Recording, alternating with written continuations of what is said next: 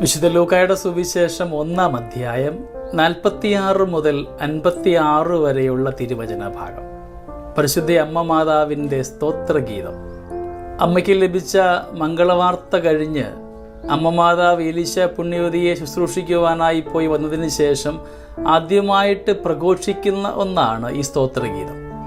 ദൈവിക അനുഭവത്തിന് ശേഷം അമ്മ പ്രഘോഷിക്കുന്നു, എൻ്റെ ആത്മാവ് കർത്താവിനെ മഹത്വപ്പെടുത്തുന്നു, എൻ്റെ ചിത്തം എൻ്റെ രക്ഷകനായ ദൈവത്തിൽ ആനന്ദിക്കുന്നു. സ്നേഹമുള്ളവരെ, ഒരുപാട് പ്രതിസന്ധികൾ ഉണ്ടാകുമ്പോഴും ദൈവനാമത്തിന് മഹത്വപ്പെടുത്തുവാനായിട്ട്, മഹത്വം ചൊല്ലുവാനായിട്ട് അമ്മ മാതാവിന് സാധ്യമായി. നമുക്ക് പലപ്പോഴും സാധ്യമാകാത്തത് ഇത് തന്നെയാണ്. എന്തെങ്കിലുമൊക്കെ കുറവുകൾ, പരാതികൾ, നാണക്കേടൊക്കെ ഉണ്ടാകുമ്പോൾ നമ്മിൽ പലരും ദൈവത്തോട് പരിഭവിക്കുവാനാണ് സാധ്യത ഏറെയുള്ളത്. ഇവിടെ നാം കാണുന്നത് അമ്മ മാതാവിൻ്റെ ഏറെ നാളത്തെ സ്വപ്നങ്ങൾക്ക് വിപരീതമായതാണ് ദൈവം വാഗ്ദാനം ചെയ്തത്.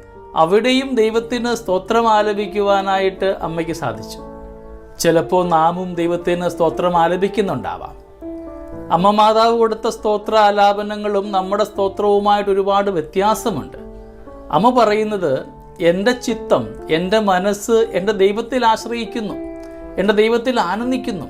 അതായത് എൻ്റെ മനസ്സെപ്പോഴും ദൈവത്തോടു കൂടെ തന്നെയാണ്. ഞാൻ ആയിരിക്കുന്നത് പോലും ദൈവത്തിന് ആനന്ദഗീതങ്ങൾ അർപ്പിക്കുവാൻ വേണ്ടിയാണ്. സ്നേഹമുള്ളവരെ, പലപ്പോഴും നമ്മളായിരിക്കുന്നത് നമ്മുടെ ജീവിതത്തിൽ കൃപാവരമുണ്ടാകാൻ വേണ്ടിയാണ്.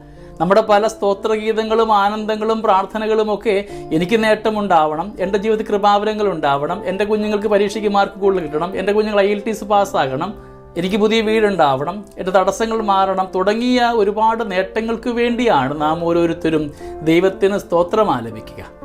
അമ്മ മാതാവിൻ്റെ ജീവിതം തന്നെ സ്തോത്രം ആലപിക്കാൻ വേണ്ടിയായിരുന്നു, ദൈവത്തിനു വേണ്ടിയായിരുന്നു. അമ്മയുടെ നിലനിൽപ്പ് പോലും ദൈവനാമത്തിന് മഹത്വമുണ്ടാകുവാൻ വേണ്ടി, ദൈവത്തെ ആരാധിക്കാൻ വേണ്ടിയായിരുന്നു. നമ്മളൊക്കെ ആരാധിക്കുന്നതോ നമ്മുടെ നിലനിൽപ്പിന് വേണ്ടിയിട്ടും. അതാണ് വ്യത്യാസം. സ്നേഹമുള്ളവരെ, നമ്മുടെ ജീവിതത്തിൽ ദൈവത്തോടൊപ്പമാകുവാൻ വേണ്ടി പരിശ്രമിക്കാം.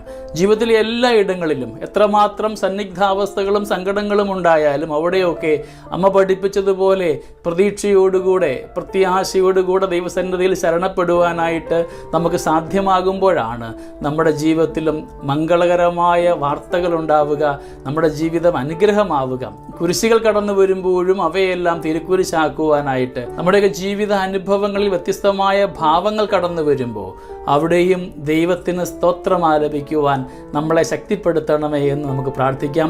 അമ്മ മാതാവിൻ്റെ തുണ നമ്മുടെ ഏവരുടെയും കൂടെ എന്നും ഉണ്ടാവട്ടെ. ദൈവം അനുഗ്രഹിക്കട്ടെ. നമ്മുടെ കർത്താവ് ഈശോ മിശിഹായുടെ കൃപയും പിതാവായ ദൈവത്തിൻ്റെ സ്നേഹവും പരിശുദ്ധാത്മാവിൻ്റെ സഹവാസവും നമ്മുടെ കൂടെ എന്നും ഉണ്ടായിരിക്കട്ടെ, ഇപ്പോഴും എപ്പോഴും എന്നേക്കും. ആമേൻ.